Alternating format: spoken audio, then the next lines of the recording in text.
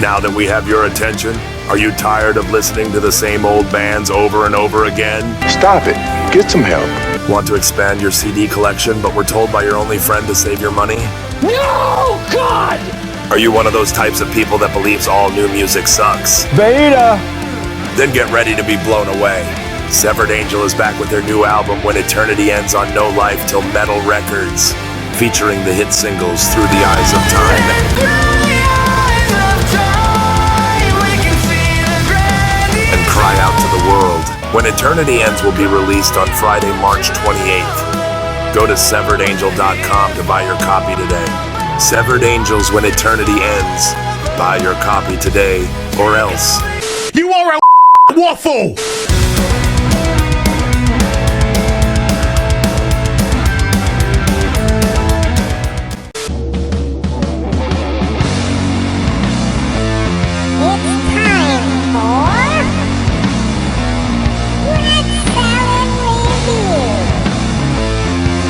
With your host, Wayne Newman, Greg Narlow, and Lou Banks.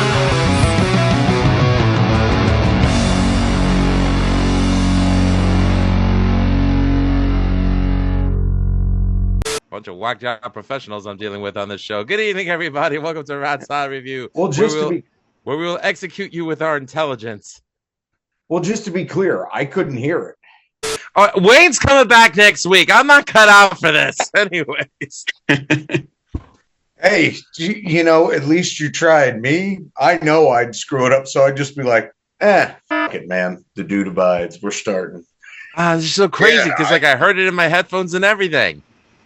Huh. I'd still be at the bars. So, no intro audio. All yes, right. We know how much you like the scratch and sniff bar stools, but that's another episode. Oh, Wayne, shut up, okay? If you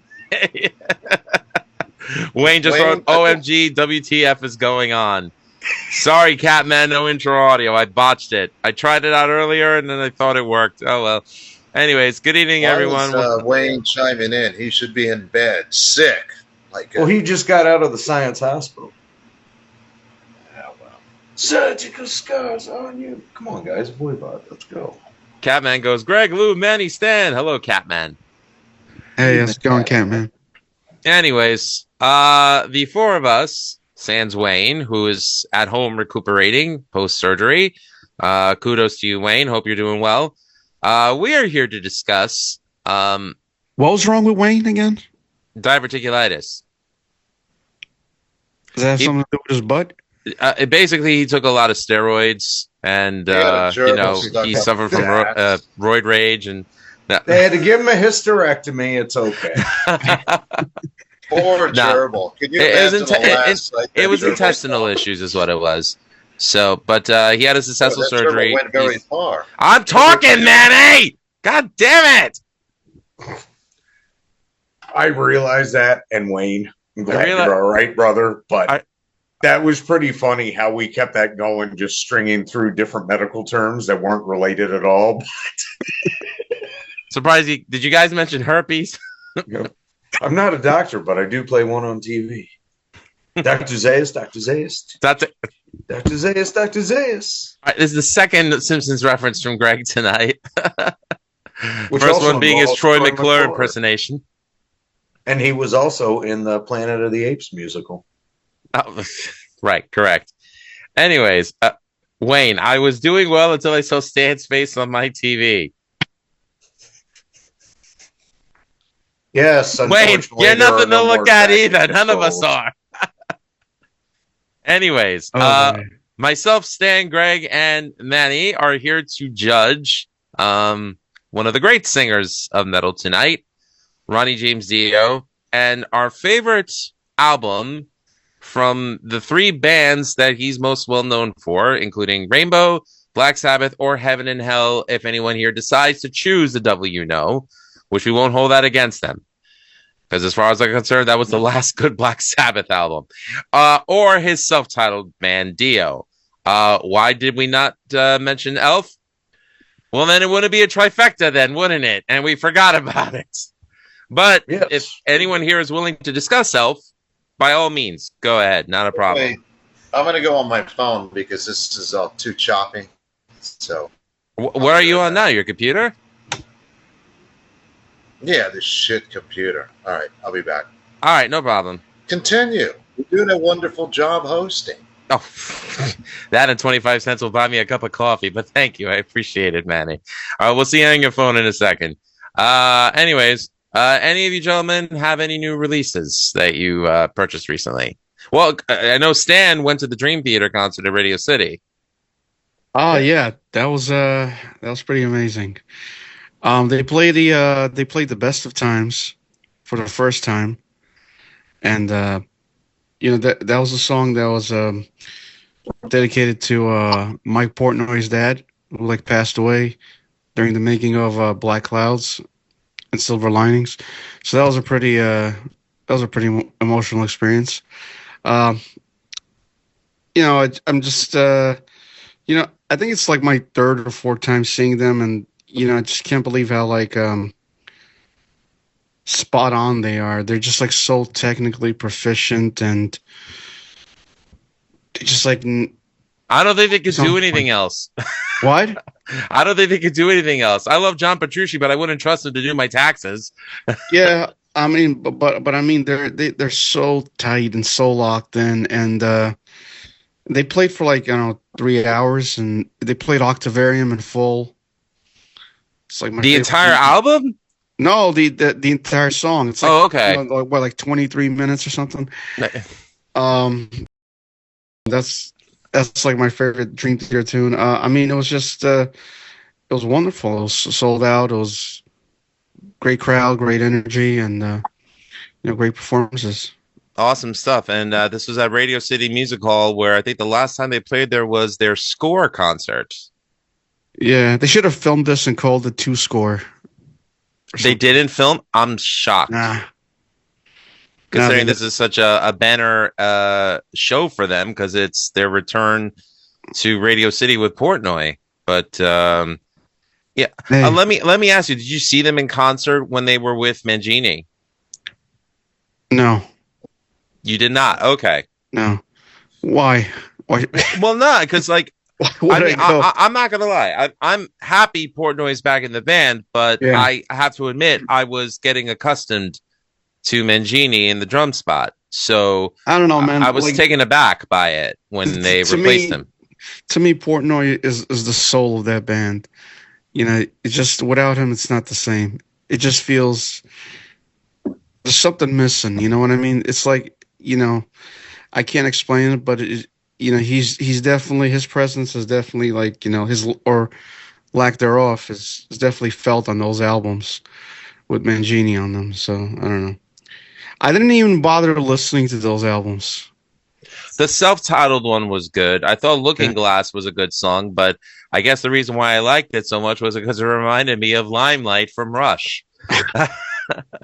So I guess my bias to speak volumes there, but I mean, I think Mangini's a hell of a drummer, and I hope he finds a gig that suits him well. But he did. Well, what's he in now? He's in a band called Monolith, and it's this 3-piece prog rock thing. It sounds a little weird. It's just I don't know how to describe it. They just came out with a single, and it's very weird. Can't be weirder than Mr. Bungle. It's not that kind of weird. It's just... Oh, then I don't like it. No, just kidding. Just kidding. It's just a different kind of weird. It's you're not really sure whether you should like it or not. It's like a weird kind of prog. I'll have to check it out. Yeah, I don't know how to describe it. It's just we can all agree the best 3-piece prog metal band there ever was or will be is Coroner. I never considered Coroner a prog metal band. I always thought they were more like technical thrash. No, they are. They're totally technical thrash. But I mean, come on, man. He's straight up playing fucking Debussy symphonies on that guitar. They go Debussy, yes. Yeah. Yeah, I know what I said and how I said it. Sue me. Anyways. I don't care. I don't give a rat's ass about classical. I mean, there's a lot of great, Beethoven. Little Bill and Ted for you. Yeah, so he was a fan of Bon Jovi, "Slippery When Wet." Anywho, yes, Dave Beethoven. Good guy. Beethoven. And this is Bob Genghis Khan. my friend.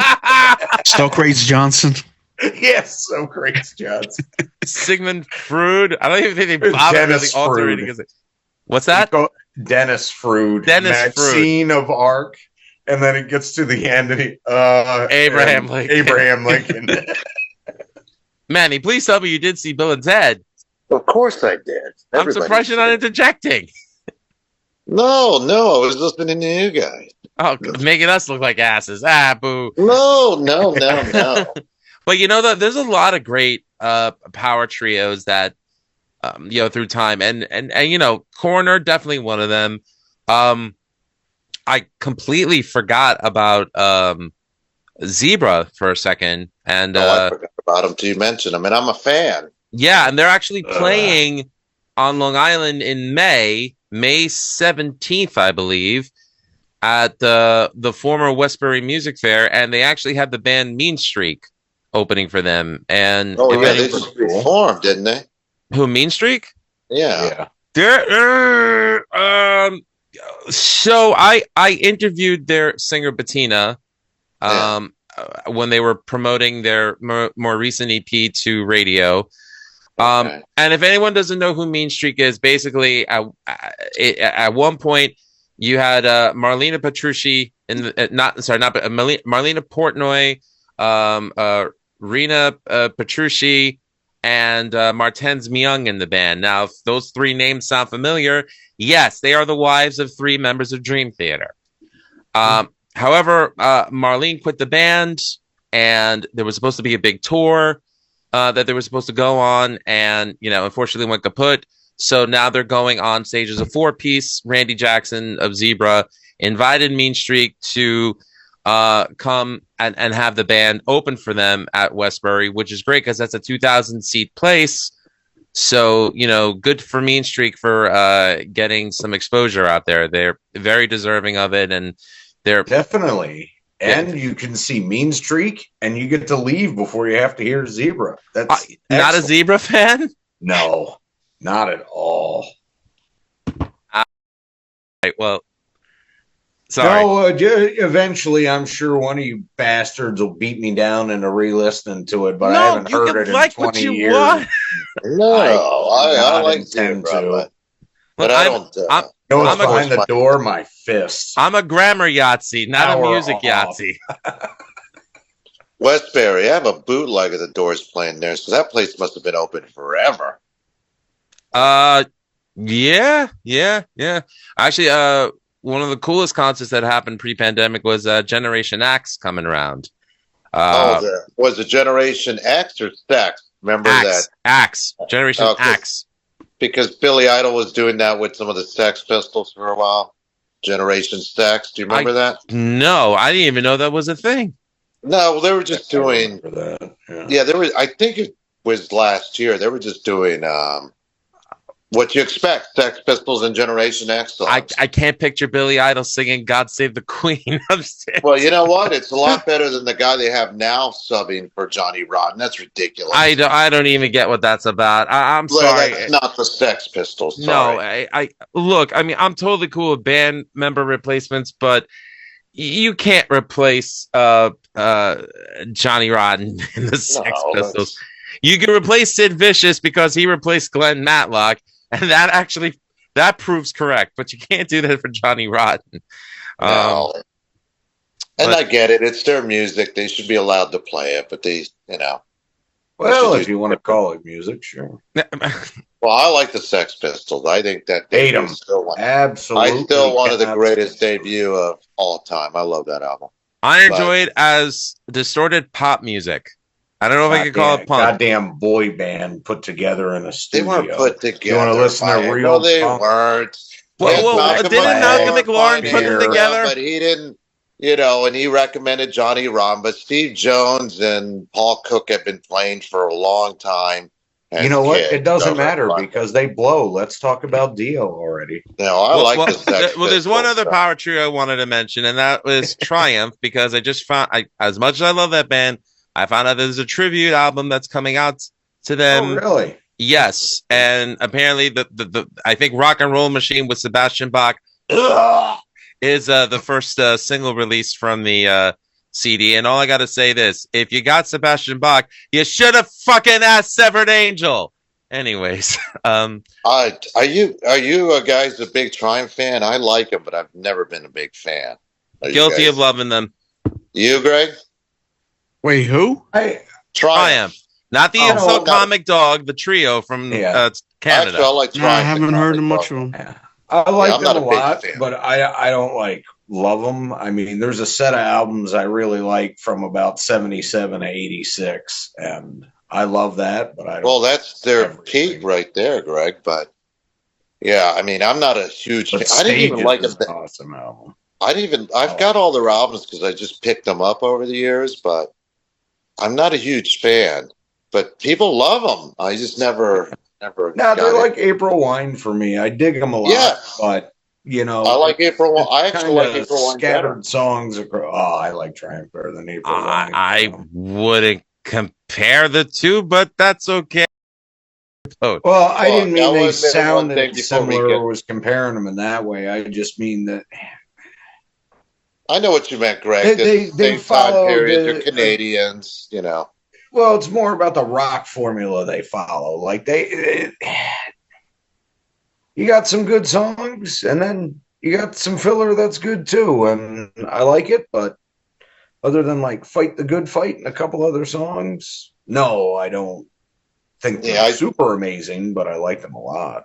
Well, I think Triumph is better songwriters than Miles Goodwin is, but Miles Goodwin kind of was. Oh well, yeah. But Miles Goodwin's story stayed in that kind of AOR, border on hard rock. I won't call it metal, but yeah. Anyway, all right. Well, next Screams from the Grave, we're discussing Honeymoon Suite. Anyways, moving right along. I'm kidding. I got a new girl now, and she's a lot like you. Hey.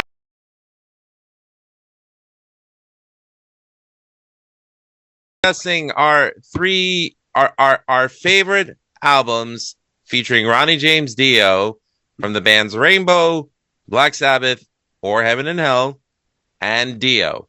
And again, if anyone here wants to mention Elf, feel free. And also, one caveat, we're going to discuss something that Tony Iommi mentioned.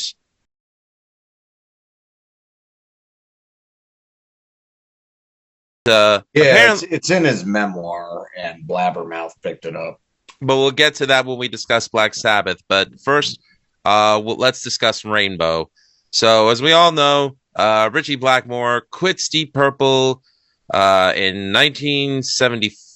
I think it was 75, because that's when Stormbringer came out. And he decides to get with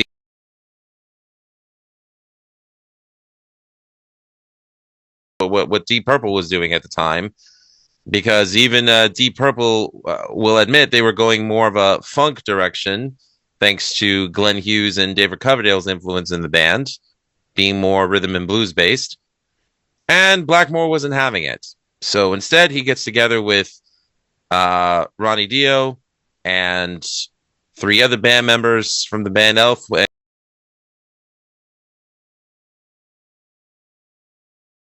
On drums, I guess I just forget the name of the keyboard player. Sorry about that. No, I think Mickey Lee Soul was the keyboardist, right? And Greg, or am I wrong? I can look on the album. Continue, Lou. Okay. I think he is, but I don't remember off the top of my head on the first one. Well, so they get together and they record Ritchie Blackmore's Rainbow.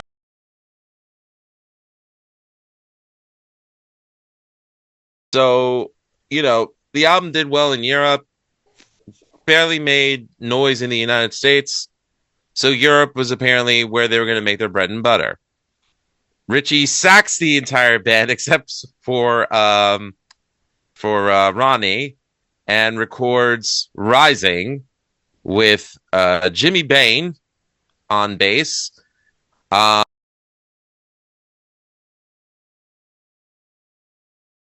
keyboardist. Tony Carey. Tony Carey, yes, thank you. Yeah. Of future Planet P project. Yeah. And Then Mickey Lee actually went to the Ian Gillan band. Oh, is that true? Yeah. Okay. So then after that album and touring cycle, everyone except for Ronnie and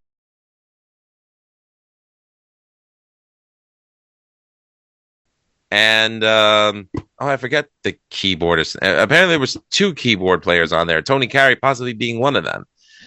And that lineup records Long Live Rock and Roll.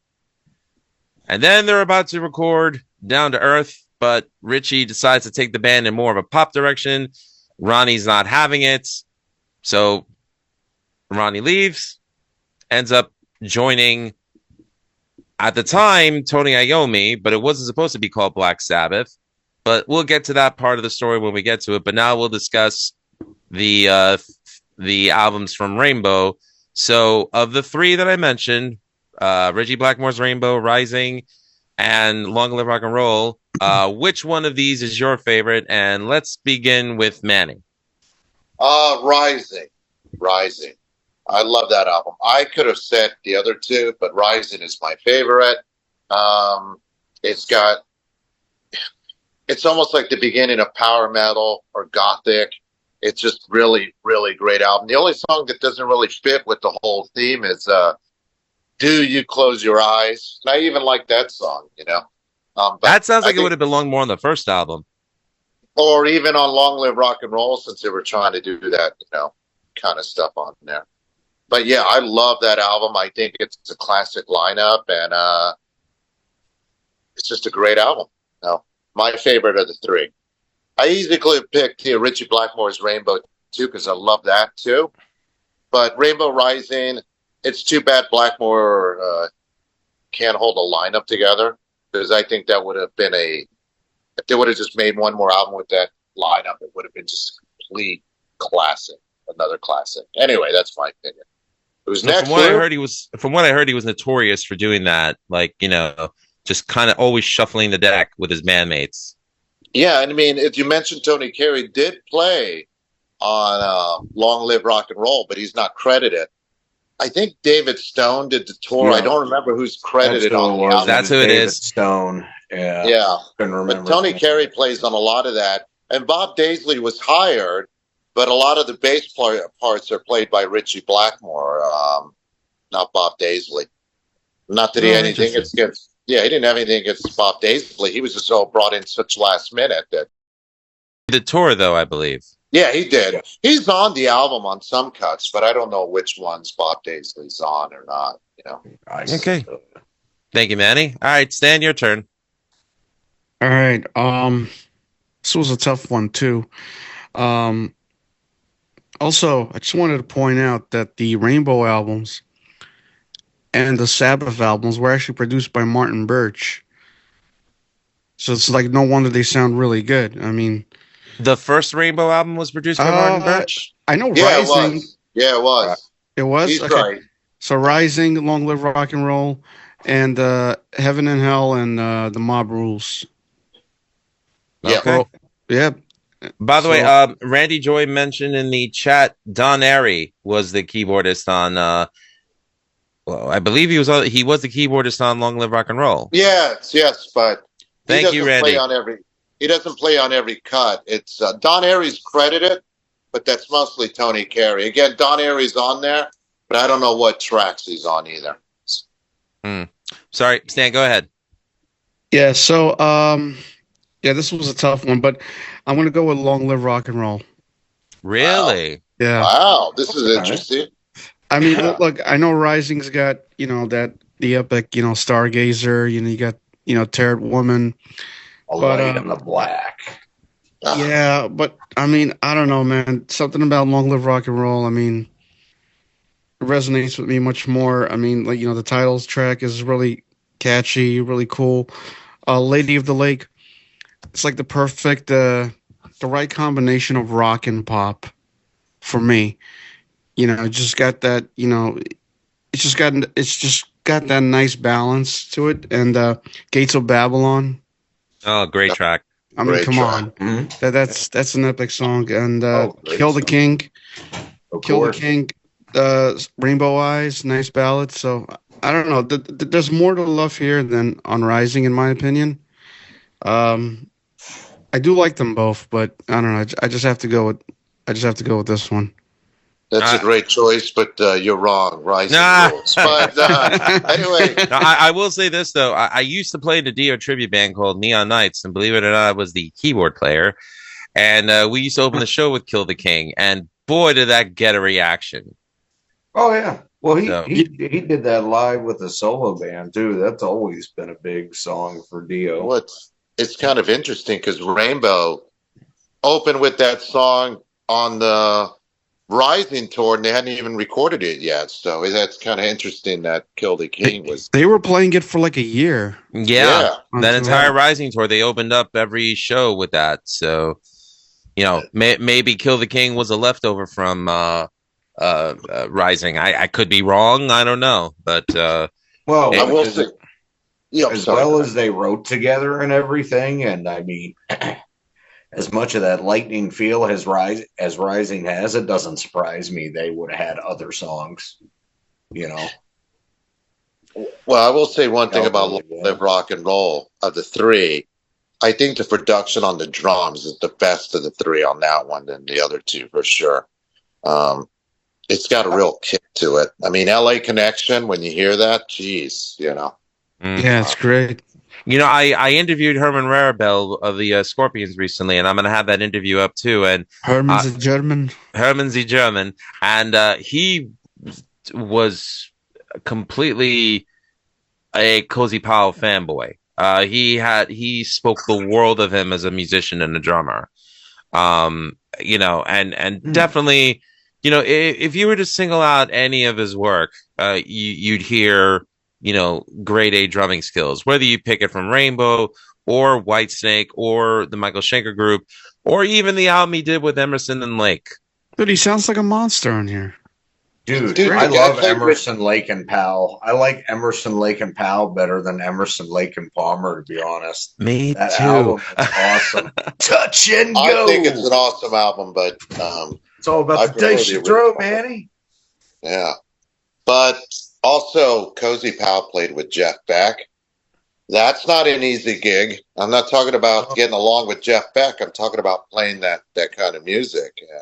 Oh yeah. Yeah, Cozy Powell, and also played with Brian May on his solo album. And he played with Yngwie and Yeah, Sabbath so I'm too. about to mention Yngwie. You mentioned Michael Schenker. He did a couple solo albums too that are pretty good. Cozy Powell. He did, and the craziest thing was I'm a fan of the band Zombie, which is sort of like an electronic rock duo.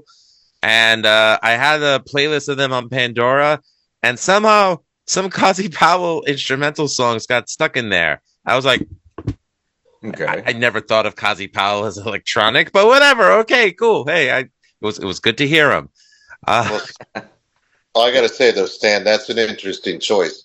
I love the album too, but that was never a contender. We would have been the first two. I mean, I could have picked that too, and there would be no question. Oh, that's funny because, Greg, go ahead.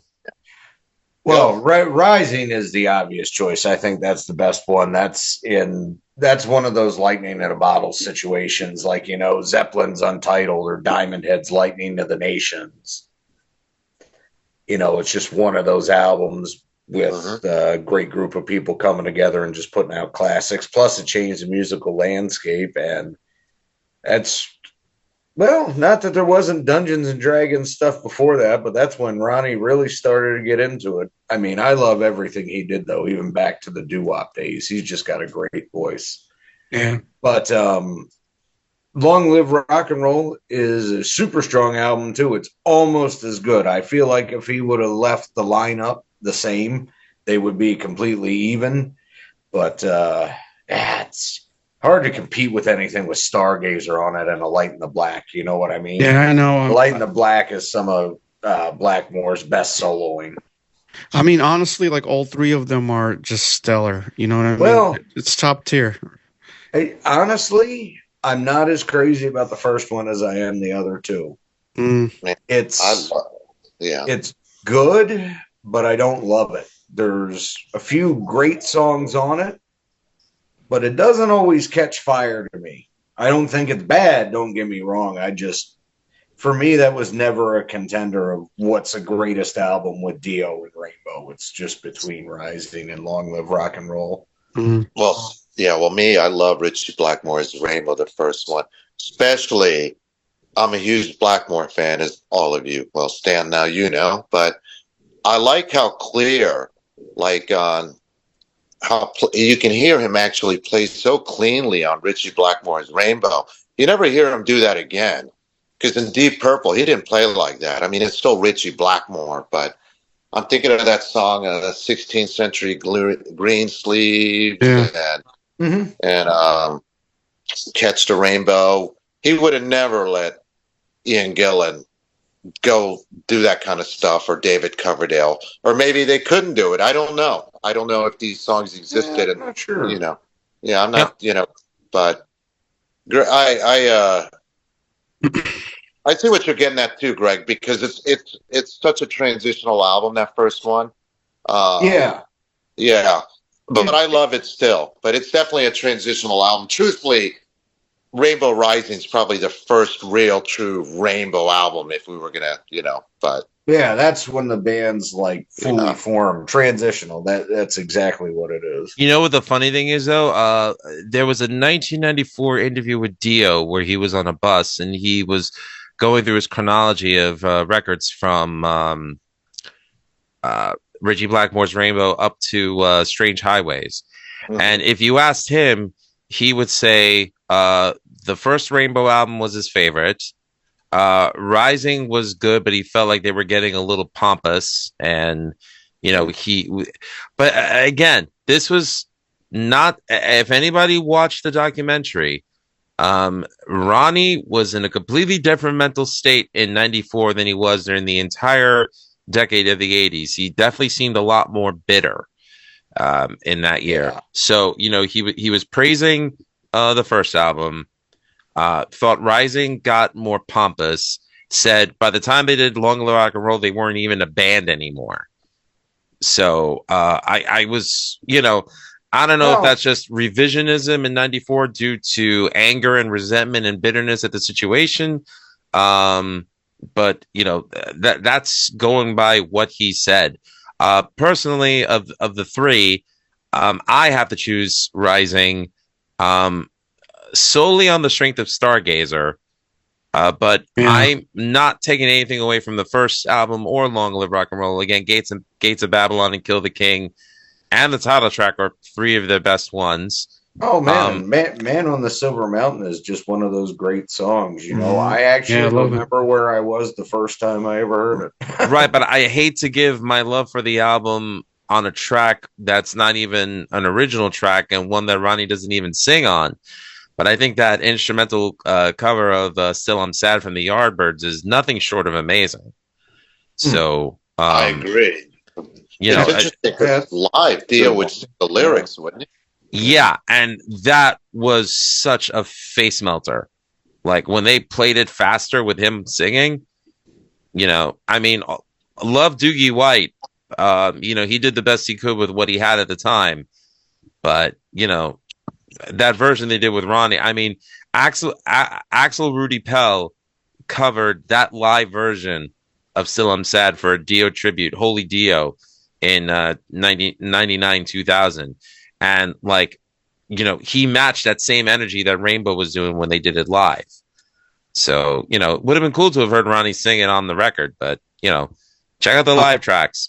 They released a deluxe version of Rising with the New York and LA mixes. Yeah. Yeah. What was that all about? Yeah. What is that? I've never heard it. I think the LA mix actually has the original keyboard intro to Stargazer. That's it. I think. I mean, I just listened to the record the way that I remember it. So, Yeah, I mean, Dan, those deluxe editions are now pricey, like Thin Lizzy. I didn't buy them at the time because I already had the album. Now I kind of regret it because I kind of like these deluxe things. But honestly, there wasn't a lot there. Those guys, apparently they would go in whatever material they had written or written in the studio, and they didn't go beyond that. You know, they didn't spend a lot of time in that. You know, though, did you guys buy any of the live albums at all? Greg, Stan, Lou? I've streamed them, and you know, it's like, especially from the Rising tour, it's like it's pretty much all the same, with the exception of like a couple of different tracks here and there. Are they all like live in Germany or something? Yeah, live in Cologne. Yeah. Most of them are, but they had a pretty straight set list. It's some of them sound better than others, but to me, it gets monotonous after a while because it's different being there in person, but it's the same set of songs over and over. So that's what's interesting too, because back then it wasn't done that much. I'm not saying you didn't have a set list. Obviously, you had a set list, but they were the first band I can think of that had, like Greg said, a stringent set list. Well, they had. I'm sorry, man. Go ahead. Sorry, Lou. No, I was just going to say they did that same set list for a year and a half, which back then was an eternity. It's not like today, you know. Well, I think the reason that they had to was because of their light show that they brought along with it. Because if you watch any footage from the Dio tours with Rainbow, they had that huge rainbow backdrop. Yeah, which is pretty cool. Which pretty cool, yeah, but incredibly expensive for 1977 standards. So they had to. They had it as early as 76, actually. Okay, well, they had to keep the same set list for, I guess, logistical purposes. I will say on one of those live albums, I think it was Live in Germany or Live in Munich or something. It's got one of the best versions of Mistreated on there. Oh, Germany 76, the Munich show. I know the one you're talking about. He blows Coverdale away, man. Forget about it. Dude, it is excellent on that. They fucking amazing. Jam. They stretch it out to like 16 minutes long or so, if I remember right. Well, that is dude, I get shivers just talking correctly. About it. Well, let me ask you guys this question. I know that we mentioned in our chat that Dio quit Rainbow because he didn't want to do pop songs. So, in they get Graham Bonnet, who I know that he's an acquired taste. He's not everyone's cup of tea, but you can't take away from his talent. The man has a range that's probably unmatched by most singers. He's loud as fuck, too. Oh, yeah. And, I think he's a phenomenal vocalist. I loved his work with Rainbow, with Michael Schenker Group, and with Alcatraz. But knowing Down to Earth, the album that was released post-Dio with Graham Bonnet, knowing the track list as we know it now, do you think it would have been better with Ronnie on vocals? No. Look, there are some good tunes on it, but I gotta say that it's got some of the dumbest fucking lyrics I have ever heard in my life. If you're referring to Since You've Be Gone, that's not even an original song written by the band. Not even that, but like, like All Night Long, Don't Know About Your Brain, but you look all right. Like, shit like that. It's a hornball song. I get it. I mean, Richie was hanging out at the Rainbow in LA a lot. Actually, Roger Glover wrote that. He actually wrote a lot of the material on that album. Yeah, they didn't let Graham Bonnet write any lyrics. I think he wrote a couple. According to Graham, he claims that he did, but they wouldn't give him credit for it because it was his first album, and he had to pay his dues first. Well, that's probably true. But regardless, I think stylistically, it's just I didn't think it would fit Dio's style. Like it wouldn't fit his voice. It just went a little. Well, I think some tracks like Eyes of the World or Lost in Hollywood, maybe Lost in Hollywood, but I don't know. I don't know about the others. I don't know. I'm just Greg. You didn't even give your opinion. I know, like some of them, like the Since You've Been Gone cover. I know he could do great. Lost in Hollywood, but I don't know, something like Eyes of the World or No Time to Lose, with the songs as they are, I feel like it would just have to be rearranged and redone a bit completely to Yeah. work with Dio. It would be very interesting to hear, but I think as it is, it'd be better with Bonnet on it. Fair enough. I quite a bit, but I think Me Richie too, it's a Blackmore great was.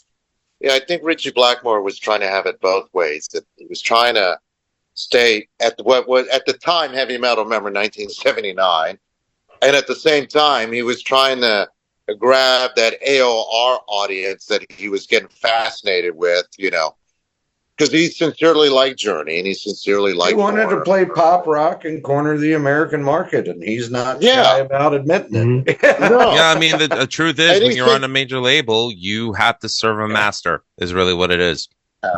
And But I think he sincerely liked that music, you know, because if you listen to the album he did with Deep Purple, House of Blue Light, and then the one they did with Joe Lynn Turner, he's trying to stir the band in that direction, you know.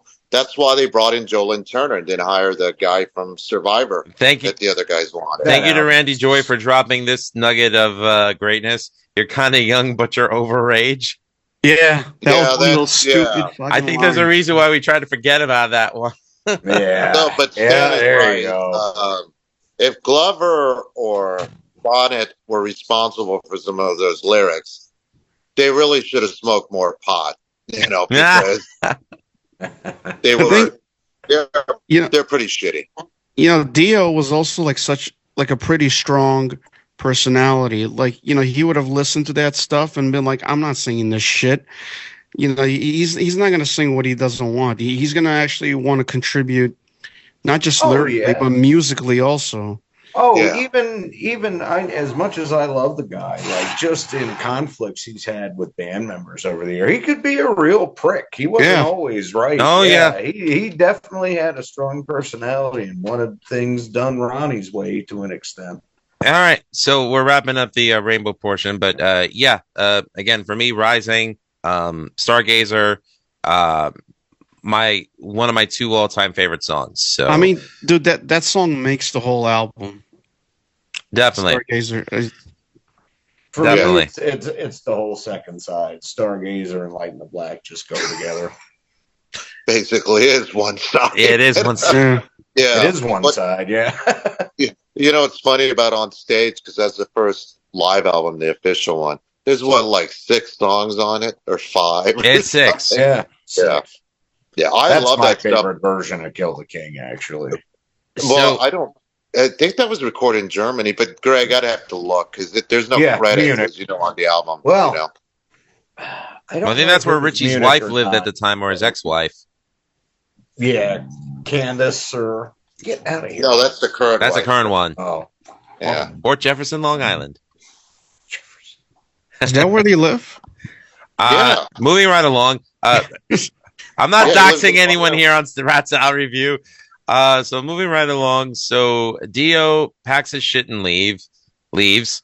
And, he ends up running into Tony Iommi. Apparently, from what I heard, Sharon Arden at the time, was the one who introduced them. This is while Ozzy was still in the band, from what I believe. And the first song that they wrote together was Children of the Sea. on stage is half Japan, half Germany, by the way.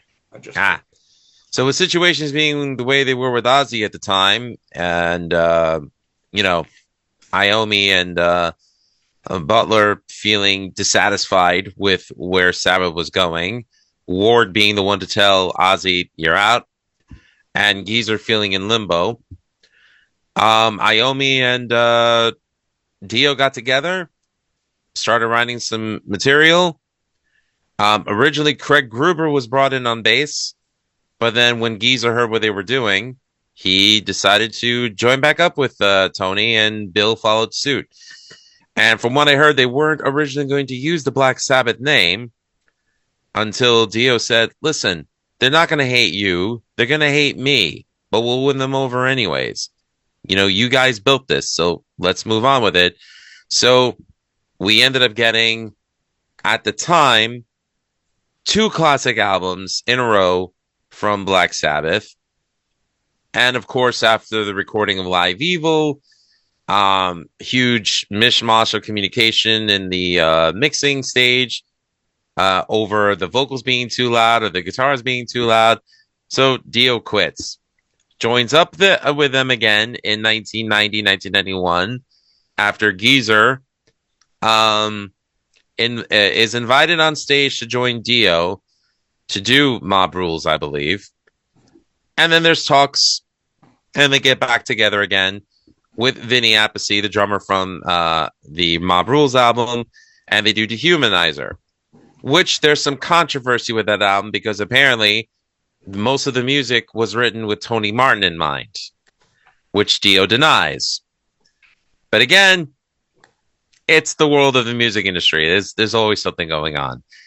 And we don't get another studio album from that lineup until 2009 when Heaven and Hell releases The Devil You Know, which, as far as we're concerned, should be classified as a Black Sabbath album. Hell yeah, that's where I classify it. And it's far light years better than 13 was. I'm sorry, I had to throw that in there. Hell, it's better than Dehumanizer is. I agree with that. I like Dehumanizer. I do.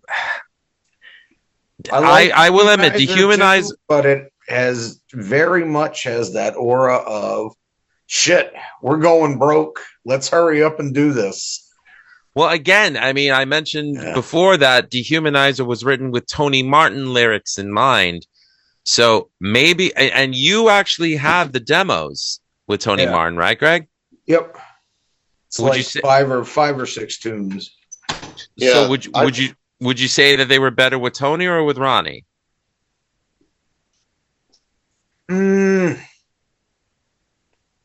Tough one?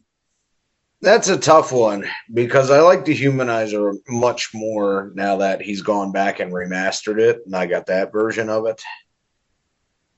I do think it's better with Martin, though.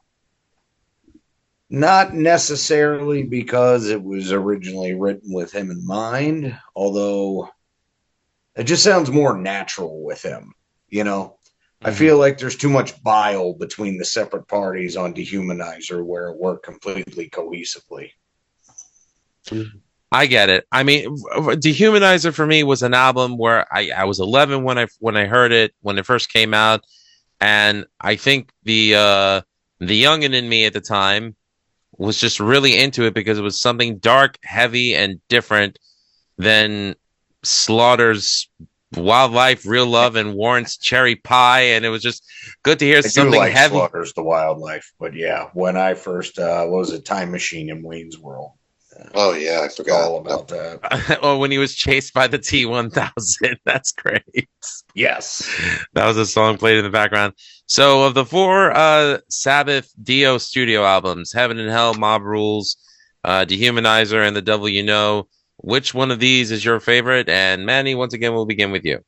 I'm going to go with Heaven and Hell. I like them all for various reasons, but Heaven and Hell was the first Black Sabbath album I ever heard.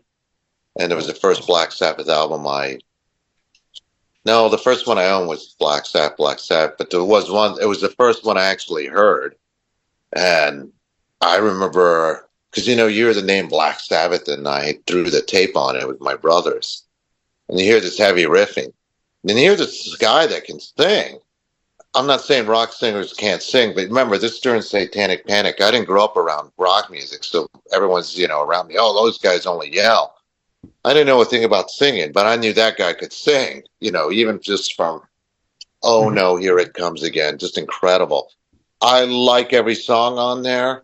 I even like their sort of attempt at pop music. What's that song? Lady Evil? Lady E. Oh, yeah, that's great. Walk Away, yeah. Yeah, Lord, she's handsome, but the way she moves. I mean, it's just great. Yeah, the Lonely Is the Words got one of my favorite Tony Iommi guitar solos, and also the lyrics. I used to count by millions, but now I only count by one. Just good. Oh my God, just good stuff. You know, they really do a little bit of a blues jam on Lonely is the Word, which they really hadn't done since Paranoid, which is pretty cool. Oh, the whole, yeah. But with having a different singer, it's very revitalized. Much, I don't know. Yeah, I mean, you are right, Greg, because if you compare that to, I don't compare albums, but I guess for this, you compare it's not that we're comparing to say which album is best. No. It's which album No, you no, like. I'm talking about the previous Black Sabbath album. Oh, okay. Yeah. Not so much in how it's written or anything. I just mean more in how they're playing and their energy. Like, oh yeah. Even though it's a good song, I originally heard "Never Say Die" the tune on, and when I first heard the album version, I was very disappointed because they do sound like they're on their last legs on that tune on that record. They just sound out of energy, and them saying "Never Say Die" sounds like a sick joke almost. But irony. it really is. But the funny thing about that is there's quite a few songs on there. Junior's Eyes, you know. Yeah, I mean, even if you like the album or not, on and going, but just to compare the energy and how they're playing to Never Say Die, the track, and Neon Nights, it's just night and day. Oh, and that tour, if you Blew me listen to away those the first bootlegs, time I heard it. you listen to those Heaven and Hell. You listen to those Heaven and Hell tour bootlegs from 1980. They're on fire every day, every show. I guess midway through the tour, Bill Ward fucked off, and they brought in Vinny Appice. I don't know how they were able to continue without missing a beat, no pun intended. But again, Heaven and Hell to me is it kicked off the heavy metal revival along with a bunch of albums from 1980, and I'll include Back in Black in that, New Wave of British heavy metal, and I include this in that. With Vinny, it helped that number one, he was a fan. Number two, he wanted to join, and number three, he already knew the songs. So, you know, I don't think there was really that much rehearsal, if any, before they went on. But you know, he definitely picked up the slack, and you know, a lot different drummer than Bill. You know, Bill is notorious for that swing, that heavy jazz influence, but even he simplified his drumming. Sorry? Said very exciting style. Big reason why Heaven and Hell is my favorite is because of Ward. I mean, comparing the Yeah. drumming on Heaven and Hell to the studio albums of Vinny, I mean, you definitely hear a difference. I think, I mean, it was more. I don't mean to insult Bill when I say that you know that he became more of a standardized drummer for the purpose of the songs, but I'm saying, like, you know, there wasn't swing, but that power was still there.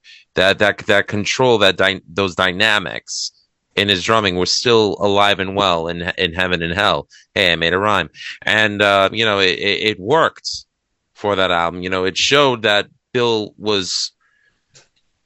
It showed more of multidimensional talent that he had, that he's given credit for. Yes. All right, so you'll get no argument from me on that. Cool. All right, so Manny goes Heaven and Hell. Stan? This was another hard one. I mean, it was between Heaven and Hell and Mob Rules for me. I love the song Heaven and Hell. I mean, who doesn't? But I want to have to go with Mob Rules. You know, I love, you know, Voodoo, the Sign of the Southern Cross. You know, I love it when, you know, Tony writes these like long epics. He kind of, I think he only did that with Dio. You know, he had Heaven and Hell. He had Sign of the Southern Cross. He also had like on that last album he did like Breaking Into Heaven, Follow the Tears. You know, like I really like those like long, slow, doomy, mystical sounding songs. I always say if it wasn't for Tony, there'd be no Candlemass. Yeah, that's true. Country Girl, I like, and of course, you know, this my favorite song on the album, Falling Off the Edge of the World. Good choice. You know, I always wondered, is that a saxophone? It sounds no, it's like a violin. It's a violin. Yeah. I thought it was just like a high like saxophone or something like that. No, it's a violin. Okay. It sounds great. I think Scott Warren, when he toured with Heaven and Hell on keyboards, I think he actually played that part on keyboards with a string sound. So Oh, interesting. I didn't know that. Yeah, I mean that's an awesome song. I mean, yeah, Dio's just all balls out on that one. But yeah, I mean, like Heaven and Hell has a lot of good tunes too. Neon Nights, obviously, but I don't know. Children of the Sea. Children of the Sea. I mean, another classic. But this one, just like Long Live Rock and Roll, it just offered more. I don't know what it is. There's just more songs that I like on here. So the E5150 thing, I don't know what the fuck that's about, but Well, the thing about E51, so 5150. So, is that the crazy person kind of like police code or something? No. Well, 5150 is a police code for a crazy person, right? In California. Thanks, Van Hagar. But if you take the Roman I will numerals, not tolerate any more fucking like Hagar. You will continue to tolerate it, and you will like it. If you take the 5150 and you change them into Roman numerals, you get VIL. So if you put the E before the VIL, what word do you get? Oh, I see. Okay. I get creative, isn't it? Yeah. That's interesting. I didn't know that. I think he did used tracks like that to better effect on Born Again, and later on though E5150 itself, or Evil, whatever, is a little too long. Well, I think from what I read, and I could be wrong, since Mob Rules was originally written for the heavy metal soundtrack, and they had already done a version of it that they submitted for the soundtrack, I think that they wanted to give them E5150 as sort of like an intro to the song for the film. Sure. But then they decided, we'll just throw it on the record. We'll put it before the song. But starting with that tour, every tour that they did with Dio, that was their intro music. So it worked. Yeah. Yeah, but I agree with Greg. Iommi did that better on Born Again. Those little kind of intros than he did on this with that little track. Yeah. Yeah, it's still a cool intro noise track. It's just too damn long. Yeah. That's for sure. What it contains. They did cut it for live. All right, Greg, your turn. What's your favorite? Oh, Heaven and Hell. Another 10 out of 10 album, man. I mean, In the Misty Morning, On the Edge of Time. Come on. Children of the Sea is one of the best songs that was ever written. Wishing Well. Yeah. Great lyrics by Dio. Great rhythm. Just, oh, man. Did they sound as fresh and revived as they did being Green on the first record? It's just a band back alive. And they're all excellent on it. The funny thing is, like, you could hear on that record, you know it's Iommi, but it doesn't sound like any of the albums that they did with Ozzy. And with Dio, it sounds like nothing that he did before then. Like it sounded either like a revived version of whatever they'd done before or an entirely new band, but it's still, to me, worthy of the Black Sabbath name. Oh yeah. I mean, because it is the same players. There's definitely parts on here. We hear snippets of like Volume 4 and Master Reality. Not so much certain other albums, but it's definitely new. Yeah. Well, and you mentioned the rhythm section. I mean, Bill Ward, holy hell. Yeah, you're right. He is not doing the usual jazz type drumming he did even on Never Say Die. But the fact that he could adapt to what they were doing, the way Dio writes, is a testament how good Bill Ward of a drummer is. Just, period. Certainly. Yeah, because he could have, as much as I like Keith Moon, and I'm not comparing the drummers, they're different. I don't think Keith Moon could have played on a Pete Townsend solo album, where I think you could put Bill Ward on a Who album or Pete Townsend solo album, or even with the Stones, he'd be able to adapt. He's that good of a drummer, in my opinion. Also underrated. And Geezer Butler, my God, what a great bassist. And he probably felt relieved he didn't have to write the lyrics anymore. He did. Yeah. He totally But, did. but Stan, that's still a great choice because having Mob rules, and no pun intended. I mean, it's hard to pick one, but I also wanted to say that, I know I kind of mentioned this earlier, but not like these 5 albums, the 3 Rainbow ones and these 2 Sabbath ones, they wouldn't sound as good had it not been for Martin Birch. Without a doubt. You get no argument from me. You get no argument something I was going to ask you, Stan, about the sound of Mob Rules that I was thinking about earlier today when I was listening to it. So Mob Rules is still a great album. I love it. I actually had it first. It just didn't grip me like Heaven and Hell did. And part of that is because I don't like Vinny's drumming as much as I do Bill Ward's. I think he worked better overall for Black Sabbath. And Iommi has admitted they changed the way they wrote songs for this, and he feels a couple of the tunes are a little weaker, but I mean, they're not horrible.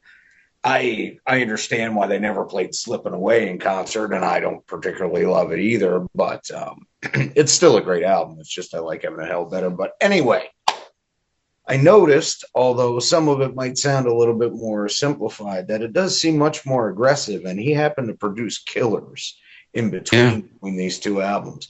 I think it had a little bit of effect on old Marty listening to this with that in mind, don't you? Possibly, yeah. Possibly. Possibly. But I mean, it doesn't sound like Iron Maiden musically, but dynamically, I was like, wow, I never really thought about it before. Surprising with how many times I've listened to this album. But Mob Rules, the sound of it reminds me a lot of Killers. Martin Birch, though, what's interesting about him is some producers chase us down. Your John Mott Lang, Bob Ezrin, who I do love. I'm a huge Bob Ezrin fan, but they chase us down. Wait, what artist did Ezrin work with, Manny? Oh, we didn't mention him today. Lou Reed, of course. Ron Nevison. They all chase a Disgraziado infamia. Yeah. But Martin Birch, like Tom Werman, and I think Birch is like a 3,000 times better producer in my opinion. No offense to Werman or however you say his name. Werman. They allowed the band to sound like a band. They didn't bring extra guys in there unless the band requested it. So and he knew the strength of these artists. He did what was best for the band because, I mean, honestly, but he did Bluish to Cult's Fire of the Unknown Origin after this, and that album completely different from Mob Rules, but he knew how to make it sound great for those bands, and that was what he did. You might not guess it was the same guy that produced both albums, but he was great at that. But he contributed to, the producer contributes to he sets the atmosphere for these albums. Mm-hmm. And they sound like, Fire of Unknown Origin, one of my favorite albums in my top 10. Sounds beautiful. Sounds awesome. Mob Rules, same thing. Heaven and Hell. The Killers album. They all have this nice. They all have atmosphere. They have presence. In contrast, I feel like Dehumanizer sounds like shit. I don't know. I just don't like it. It doesn't have that. It doesn't have that magical. You should feel really to listen it. You know what I mean? To the remaster, though, Stan. It will make you appreciate it more. What? The remastered version? Yes, that Iommi did. 2019, I think. Yeah, it was the deluxe CD because I have that. Okay, I haven't heard that one. Yeah, but Stan, I get your point about Dehumanizer. I actually love it, but if I were to put my critic's hat on, which I don't normally do because it does sound a bit unfocused. Now, at the time when it came out, I had no idea that some of these songs were written with Tony Martin in mind, which kind of makes sense now. I heard that a few years ago. I think it was in a book. But Or maybe it wasn't a book. It was on Tony Iommi's memoirs. That's right. That's what Greg said. Yeah. That must have been where I saw it. But Yeah. And that reminds me. mhm. Oh, never mind. Finish, Manny. I'll remember. No. I mean, We were talking about the sequencing. Yeah, Yeah. but the sequencing, the dehumanizer, I don't think is great, and I think it sounds a little unfocused. I got used to it because I play my albums over and over. But now, if I was a new fan of Black Sabbath, because 1990, when that album came out, suddenly they started getting critical acclaim with Dehumanizer, which they never got. And if I was 19 or 20 or 21, I don't remember what year that album came out. 92. 92. Okay, I was 22. Yeah, 90 was when Tear came out. Because I saw that tour with Danzig opening at that Dehumanizer tour. But Really? You had Danzig, not Morbid Angel? no, I didn't have Morbid Angel at my show. No, Okay. It was Danzig. But it was. Then I probably wouldn't think it was the greatest hard rock metal album of all time if I was 15 when that came out or younger. But I still love it. But Stan, I get your criticism of it. I don't think the production is as strong. Yeah, not even close.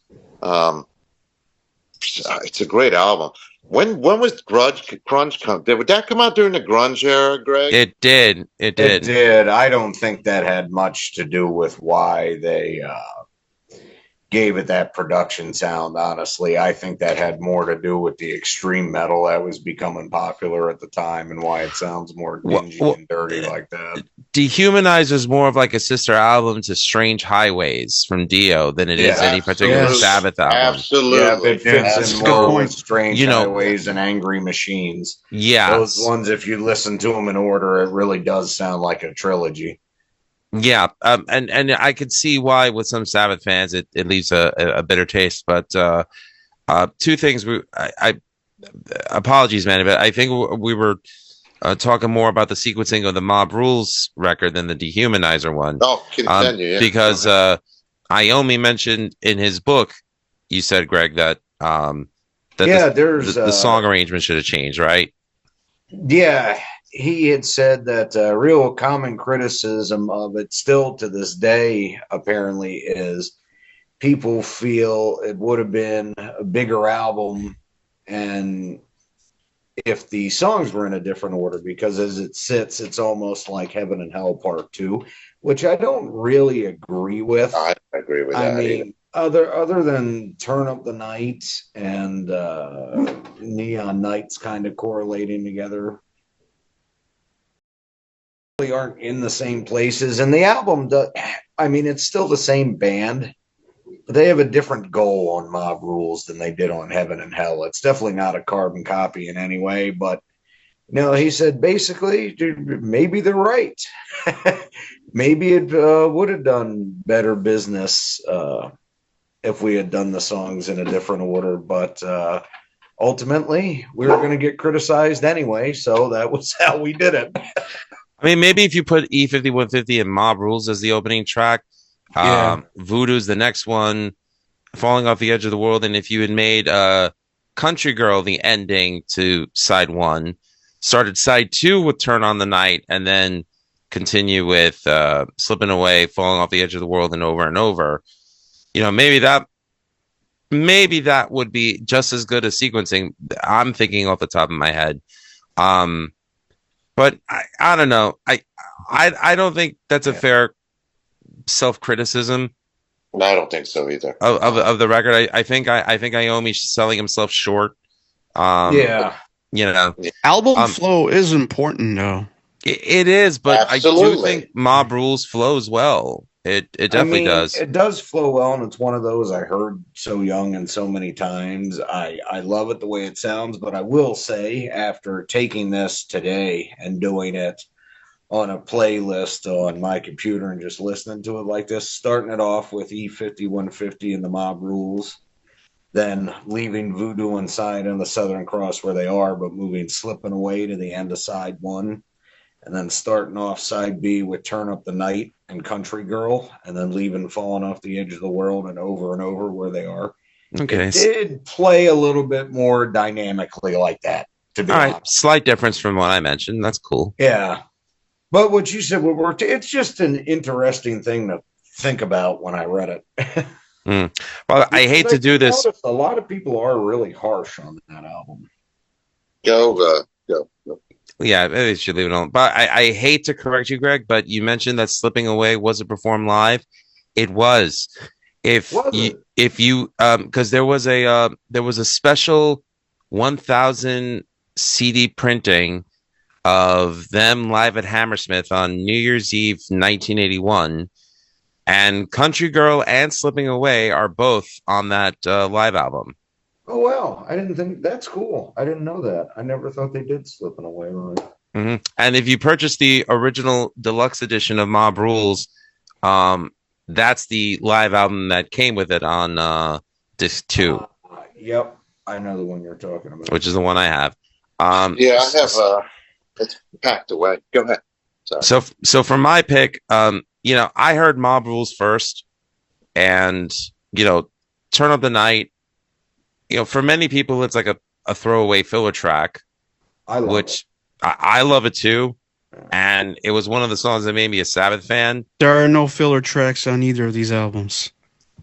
Bum that talk. I agree think with you, Slipping Away is, but other than that, I'll agree. but I mean, some people are just like, oh, I'm not a fan of Turn on the Night. Turn Up the Night, but I'm just like, I don't know how anyone could hear that song and not love it. But after that, I heard Heaven and Hell, and even though Neon Nights and Turn Up the Night, same fast tempo type structure to it. But when I heard Neon Nights, blown away, and it made me want to listen to the rest of the record, because I have to admit, I didn't like Voodoo when I first heard it, and I heard it as a kid. So for me, Mob Rules ended after Turn Up the Night. It wasn't until later when I listened to it from start to finish and I realized, my God, this is a great album. But I have to give the Duke to Heaven and Hell, because that album as a kid scared the shit out of me, and I loved it. I see. I'm sorry, Lou. Go ahead. No, it's just I mean, Sabbath is my all-time favorite band. Sabotage is my favorite Sabbath album, but number 2 has to be Heaven and Hell. All respect to Ozzy and all the other singers that sang with him, but Heaven and Hell was just a magical freaking album. I feel that Heaven and Hell is similar to Rainbow Rising in the sense that like you have like the centerpiece of the album. You got the title track Heaven and Hell, and Rising's got Stargazer. If you remove those songs, it's like the album is just like a big letdown or something. You know what I mean? Like it just has that. It just has that feeling to me, like there's something like big lacking. I think that's a fair point. I think if you remove Falling Off the Edge of the World from Mob Rules, I think it loses its magic. Yeah, but then you got Sign of the Southern Cross. That's true. That's a good one too. I prefer I like Falling Voodoo. better. I like Voodoo. Yeah, but I mean, Children of the Sea, I is a bigger deal to me, and I would say is even more dynamic than Heaven and Hell. When they performed it live, I mean, Heaven and Hell was such a crowd participation song. Oh, big time. And it's not a bad song, but if we're talking dynamics, I think Children of the Sea definitely has more. No, I'll definitely agree with you on that. I will say this. I've seen Sabbath with Dio 3 times. Only one time they didn't play Neon Nights. And that just goes to show you how more importance both Children of the Sea and Heaven and Hell were their set list than Neon Nights, because that was always the encore song. Did Dio sing the Ozzy stuff? Oh no. This was in 2007. I saw them twice in 2008. Oh, gotcha. Didn't they do Children of the Grave, Doran? No, they didn't, huh? nope. Because I think by 2007, I think Keezer and Tony were so burnt out on playing the same songs in the same set list over and over again with Ozzy that they were just like, oh, we need a break from this. I think so too. It's just, I mean, I know I saw them both years. I just can't remember anymore. And I was just thinking, wait, in 2007, but I think you're right. I don't think there were any. Yeah, they did. When I saw Black Sabbath's Heaven and Hell with Alice Cooper. Anyway, I was there too with Queensryche as the opening act, right? They didn't play any of the Ozzy material. But what's funny, this is how memory goes. When I saw the Humanizer tour, I could swear they didn't play any of the Ozzy stuff. It turns out I was wrong. They did. They did, because somebody handed me a bootleg and you know, oh, how did I block this out of my mind? You know, the Ozzy stuff they played. They didn't play much, but they played what you expect, Paranoid, you know, etc. Well, the standards that was expected for Sabbath to play, you know, War Pigs and this and that, which Dio and Vinny did a great job with them. There is a bootleg from the New York City show at the Beacon Theater. Two things. Number one, shout out to Al from Be Cool or Be Podcast Out, who's in the chat. Hey, dudes. And he said, Bill played more straight ahead on Heaven and Hell. His normal jazzy style returned on Born Again. That is true. That is very true. And Mark Oosterwick says, Die Young is also an awesome song. Absolutely. Oh, none of us mentioned that. Oh, I can't believe none of us mentioned that. That's one of my favorite songs on Heaven and Hell. I was one of the first music videos I remember watching on U68. And apparently Mark also says Ronnie was almost in the band The Sweet after Rainbow. What? I can't imagine Ronnie singing Ballroom Blitz or Love is Like Oxygen. No, not that one. Yeah.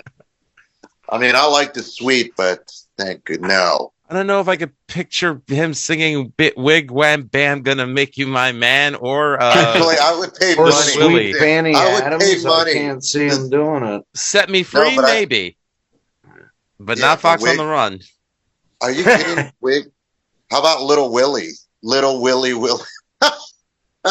I would pay money to hear him do Fox. I would do too. I have to. I would like. I heard think about his Willie. That would rule. Anyway.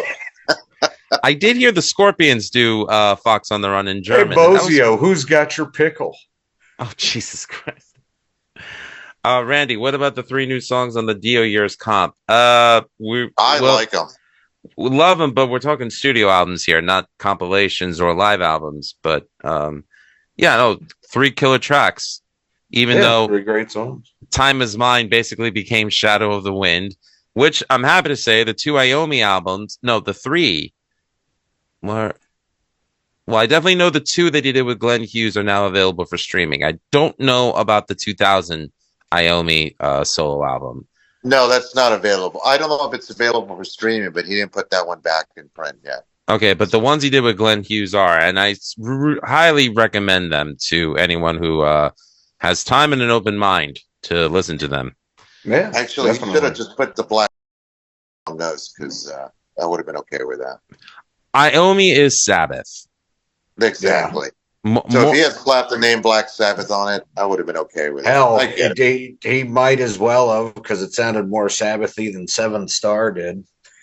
Absolutely. And I like Seventh Star, by the way, but I do too. It's just not a Sabbath record. Well, according to him, it wasn't intended. I consider it a Sabbath. No, I know it wasn't. And record companies. I don't know though, dude. I mean, the record, he was signed under Black Sabbath. He owned the name. Well, you know what? We'll do that another day when we talk about Seventh Star. Okay. Yeah, is anyone looking forward to this eventual Sabbath farewell show in Birmingham? No, that's. I think it's too little, too late, and Ward should be insulted. I think the whole thing is bullshit. I mean, of course it's fake. Fake feelings behind it. It's like reality TV bullshit. Poor Stan.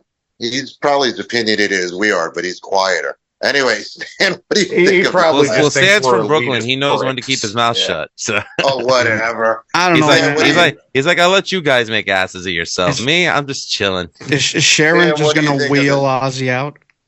Yeah, that's my. Okay, I hate to compare Ozzy No, to they're my gonna guy shove a Alice. stick up his ass and work him like a puppet. The like guy they said doesn't in know what Marty year it Krofft. is. You know, Okay, I hate to compare him to my guy Alice, who's the same age, or Mick Jagger, who's older, or I don't know. Greg, throw someone out there who's the same age. You Well, know, Bobby Caldwell's dead, unfortunately, Sammy and I didn't know Hagar. he was white. Springsteen's about the same age. He's okay. still My out there point is, doing these it, guys yeah. can do these shows, and I don't know, man. Yeah, but I Manny, think that the Ozzy like wrecked his whole fucking body and mind. And he's got Parkinson's. And yeah, he's got but he's got Parkinson's. Parkinson's, and I feel like he's not doing it of his own accord. The whole thing's just shameful, honestly. I just okay. All of you guys But are right. anyway, I mean, look, if I David gotta hop covered, off of here. So real quick, Dio pick would be Holy Diver. Another album I think is a 10 out of 10. Just great, everything about you gotta head off, Greg. it. Yeah. I didn't realize it was quite this late.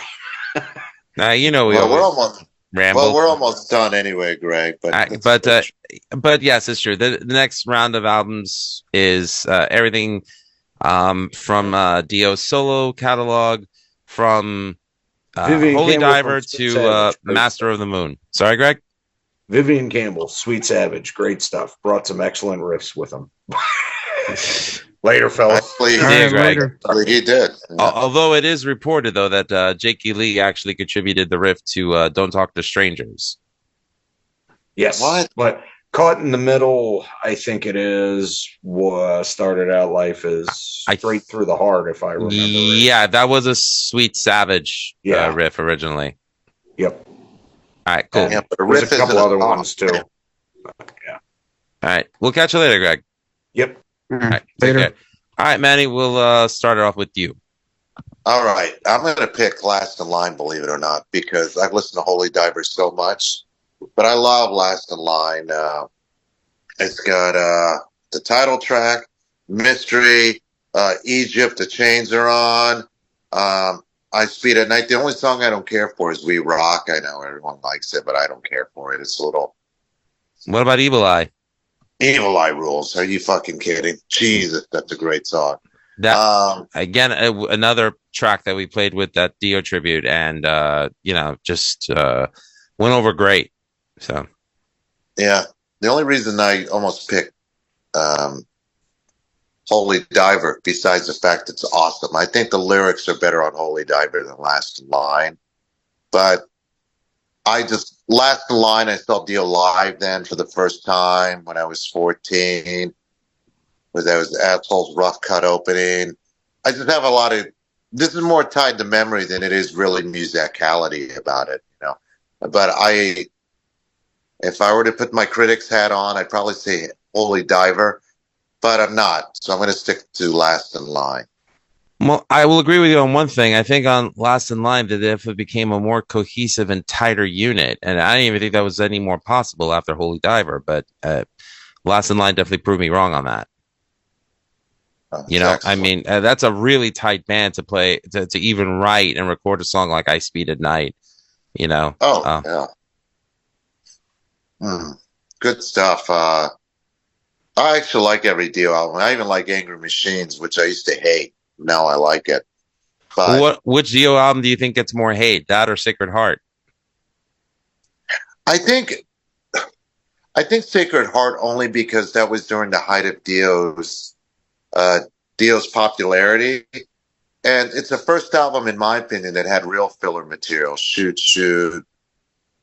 There's a couple other tracks on there that just sound like... I mean, Hungry for Heaven, as much as I like it, let's face it, it's Bobo O'Reilly. It basically is, and it's very pop. I think it's cool that Dio can write like that, and the lyrics are pretty cool, but I still really love that song. But that's one of the few songs that hasn't aged well. To me, it sounds very, very dated, the sound of that. Definitely of the time, yeah. Yeah. Sacred Heart could have been a great album, but I think it's a good album. I think if it was anyone but Dio on the front, we'd probably be praising it. But Dio set the standard a little bit too high for all of us for that. Anyway, well, but Last in Line for sure. I'll also admit that we're missing Murray the Demon on the cover of last in line. We get the dragon, but where's Murray? Isn't he in the back? I've got the album. He's on. Yeah, he's the like the over the crowd. Remember? You have the album, don't you? That's last in line. Oh, Sacred Heart. Yeah, Yeah. there's no Murray. Yeah, you're right. It's just a damn dragon. See, Dio, you should have had Murray on it. Yeah, you should have. And you shouldn't have fired Vivian Campbell. But anyway, that's the story. I agree. Stan? So, a couple of weeks ago, Stan, you don't have to go in every explanation. Like, you have to, like, just explain yourself like you're on trial. Yes, hold on. A couple of weeks ago, we were discussing the Bruce Dickinson albums. And one of the things I said was when Bruce hooks up with certain people, there's a certain magic that happens. You know, there's like certain nuances in the writing, the arrangement, the atmosphere, whatever it is. But there's a certain magic that happens when he plays with when he writes with Roy Z and Adrian. When Dio hooks up with Richie Blackmore, it's the same thing. When he hooks up with Tony Iommi, same thing. There's magic that happens. But none of that is present on any of his solo albums, in my opinion. None. Not even Holy Diver. None of his solo stuff, is comparable to any of the Rainbow stuff or the Sabbath stuff, in my opinion. It just doesn't resonate with me at all. Well, I don't think he was trying to repeat Rainbow or even Sabbath. Well, I don't mean about repeating. I just mean like the standard was so fucking high already. You're working with like two of like the greatest guitar players and songwriters ever, and then you just go solo, and it just, I don't know. There's something missing there for me. Like, it just didn't really. So I don't have a Dio album to pick. Oh, wow, interesting. Yeah. Okay, well, if you had to pick a song, a Dio song, yes.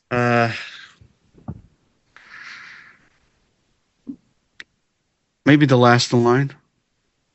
Okay, so for argument's sake, we'll say your pick is Last in Line for that one song. Yeah. Okay, fair enough. But you know what I'm saying though. Like, there's just a certain energy. There's a certain atmosphere. Like, that Dio had with Blackmore and with Iommi, but it's just not. Nothing comparable is present in the solo stuff. It just, I don't know. I mean, some would say Vivian Campbell was like, his guy, his Blackmore, his Iommi, but I don't know. he purposefully got a young British guitar player to rival the hot players that were coming out of LA at the time. He just didn't want any of them to sound LA. He wanted them to have more of like a British sound, which is why he picked Vivian. That was his reasoning. There are good songs in Holy Diver, but I think the Rainbow stuff and the Sabbath stuff just blows it away. I see it to be so different than the other two bands, because those are bands. Dio, yeah, it was a band in name only, let's be honest. Dio was the boss. Dio produced it. Dio co-wrote the songs. Dio decided the artistic direction. Period. Bar none. Doesn't matter what Dio said in interviews. Oh, we're a band. Yeah, well, I'm sure, Tom Jones calls his band a band, but they're not a band. They work for him. They're his employees. But I do think there was a magic with Vivian Campbell. Vivian Campbell fit that template of what was going on with Guitar Heroes at the time. What was refreshing about Vivian Campbell, he wasn't trying to sound like Randy Rhoads or Eddie Van Halen, or later on it would be people would copy George Lynch and Yngwie Malmsteen. I think he had his own sound.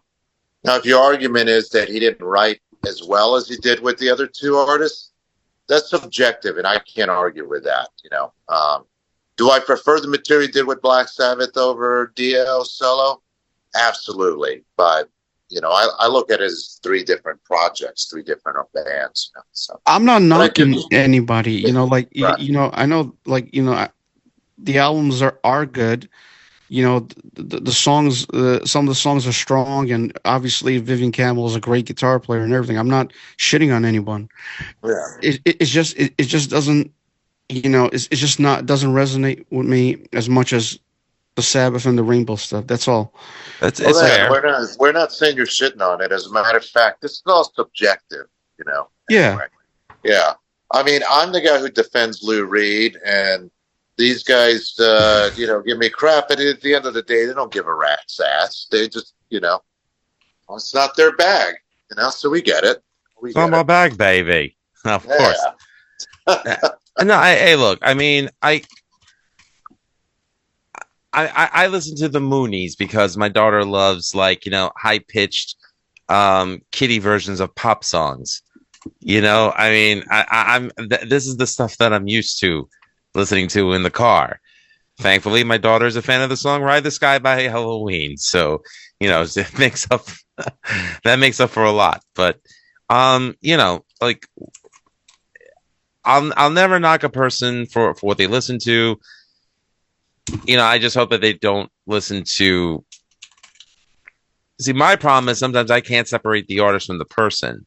And I love the Beatles, but you will never hear me say a good word about John Lennon.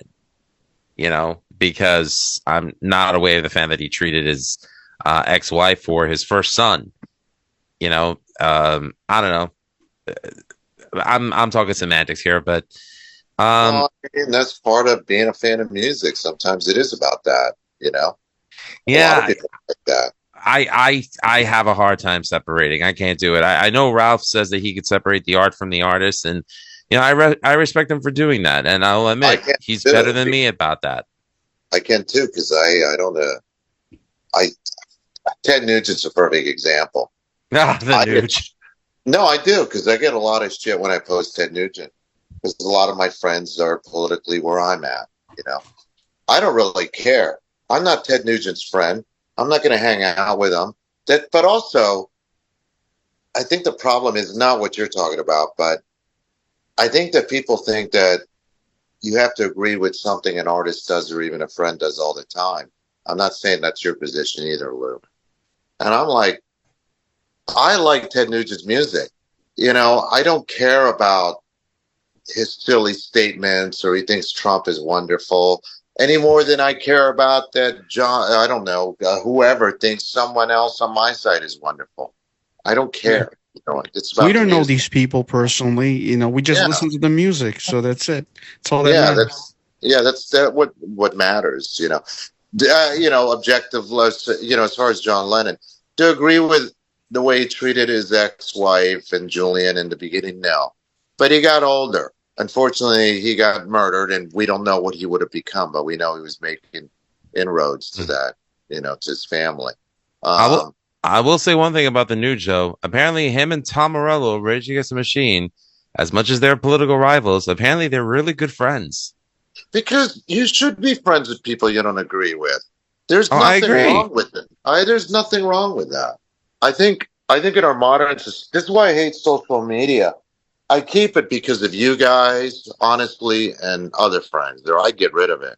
Oh, but me too. I hate the way it is, and I don't mean to get on a rant. And I apologize in advance, Stan. But I hate but I hate the way the world is. If you don't agree with me or you don't believe in what I believe in, then you're the enemy or you're this.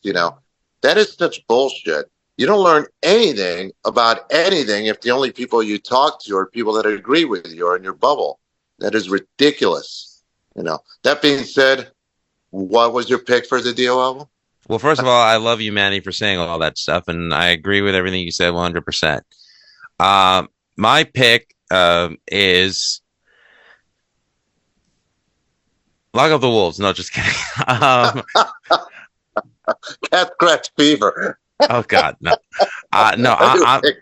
I have to go Holy Diver, because when I was a kid and I first heard Rainbow in the Dark, and I heard the blistering solo that Vivian did, and he wasn't trying to be Eddie, but just his phrasing and his economy of notes, it was ridiculous.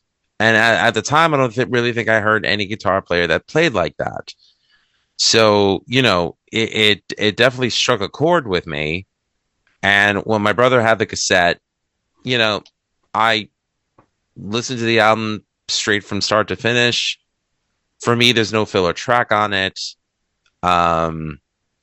It's still one of my favorite albums to this day. If I had to pick a favorite song, and again, it's because I'm a sucker for melody.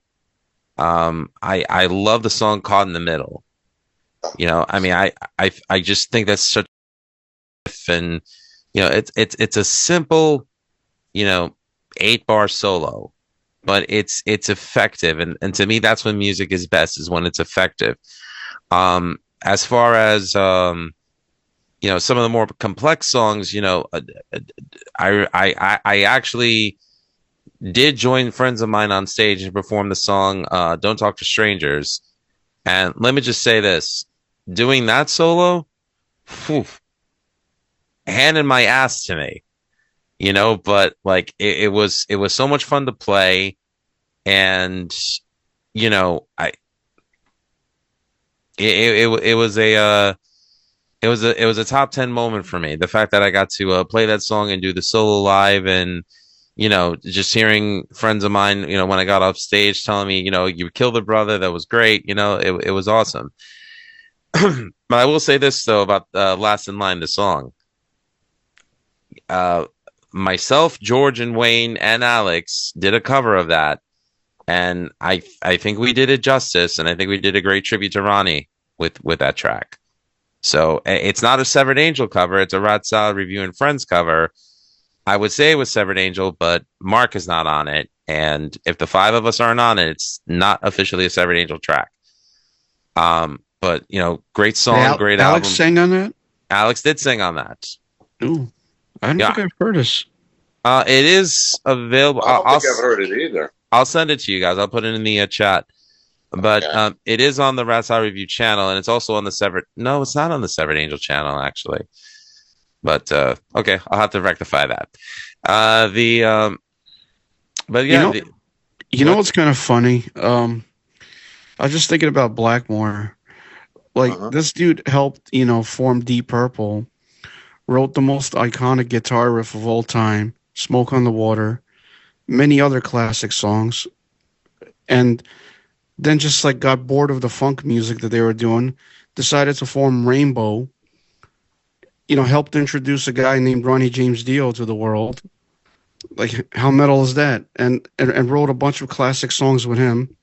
Then returned to Deep Purple, did Perfect Strangers, a great album. And then just like fucking decided to do a bunch of like medieval music, Renaissance music. Yeah, I know. I find that cool, actually. So yeah, but think about it, man. Like, think about how many fucking hits this dude wrote. Oh, he wrote hits with Dio. He wrote hits with Graham Bonnet. He wrote hits with fucking Ian Gillan, Jolyn Turner.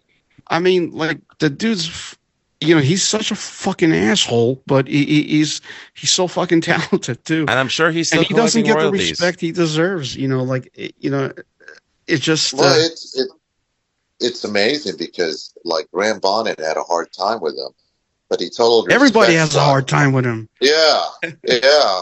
But Blackmore and Jolyn Turner, for some reason, connected very well, which is amazing because Blackmore's such a jerk. But even Jolyn Turner, though, gets carried away. Have you heard his interviews where he goes, "Well, there was a study out there that more people prefer there's no study about Rainbow anywhere." He's up his own ass, and I don't study about Rainbow, That's ridiculous. He also believes that the album that he did with Yngwie was Yngwie's best album, and he said the only way Yngwie could ever get another hit is if he reunited with Jolyn Turner.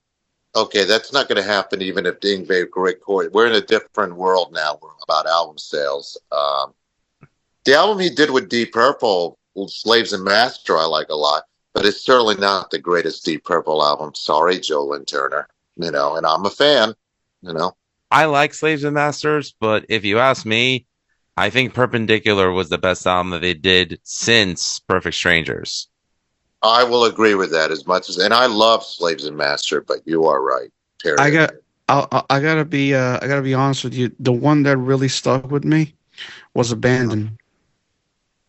That's the a one great after fucking Perpendicular. album Okay. too, though, dude. Yeah, That's I a mean great album. that's a. I mean, for me that was the. I think that's the best one that they did with Steve Morse, in my opinion. Now that's a guy that gets no love, which pains me. Yeah, that's true. He's a great guitar player. You ever heard his project with Portnoy, like Flying Colors? No, I've never heard it. No, I haven't either. It's pretty interesting, actually. So I'll have to check it out. yeah. Well, gentlemen, I'm going to get out of here because my phone's about to die. All right, man. Cool, Manny. Thanks for joining us. As always, you're a cool cat. Lou, you're all right. I'll take Later, it. Manny. Cheers, buddy. All right, man. See ya. All right. So yeah, to wrap up, I'm gonna go for the OG Holy Diver. Yeah. But again, there's no wrong answers here. It's all opinion, and why don't you put in the chat after you watch this episode, or as you're watching this episode, what your favorite Rainbow Dio era lineup album is, your favorite Sabbath with Dio lineup album is, and your favorite Dio album. And if you want to throw in an Elf record, by all means, be my guest. Let's see what news we got. Well, I'm happy to announce that the new Severed Angel album is dropping this Friday, March 28th. It will be available for streaming at midnight on every available streaming audio platform. We already have the second video released for Cry Out to the World, and we are currently working on a third video. Well, third and fourth. Third is going to be Wolf in Sheep's Clothing, and Mandir is going to be actually directing another animated video for us for the track Like Lightning, which I'm looking forward to. And we saw test footage of it, and I got to admit, the animation's pretty accurate look of the five of us, and I'm happy about that. And also, I'm going to be working with one of my dear friends, Natalie Maletic, on a video for When Eternity Ends, which we're probably going to get together over the summertime to discuss a couple of storyboards and then go into recording. Stan, you're invited to come because you have a great eye for detail, and I'm happy to have you involved with the process for our videos. So publicly Awesome. inviting you. Thank you. Appreciate that. Cool. I'm currently in the process of writing some Doom songs. So I got Wayne joining me on the drums. And of course, you're welcome to contribute. I know I've asked you before, so And I said yes. it's gonna be like a Candlemas worship kind of thing. But yeah, I'm looking He's forward. gonna make Papa Emeritus look like Britney Spears. No. Oh, okay. Yeah, but I'm working as fast as I can. So Oh, as of now, it's a one-man operation. So all right. Well, I'm looking forward to hearing it. And again, thanks to everyone out there who subscribes, watches, and likes and comments on the Rats Out Review shows. And thank you to everyone out there who has been supporting Severed Angel. Remember, everything you do goes back into the band, so it helps pay for social media, and it pays for production of our merch. And, it's not a full-time job for us. We put into it what we can, so every little bit helps. And it's not begging, it's just letting you know how it is, because, for us to produce CDs, it's costly. Now that we have your attention, are you tired of listening to the same old bands over and over again? Stop it. Get some help. Want to expand your CD collection, but were told by your only friend to save your money? No! God!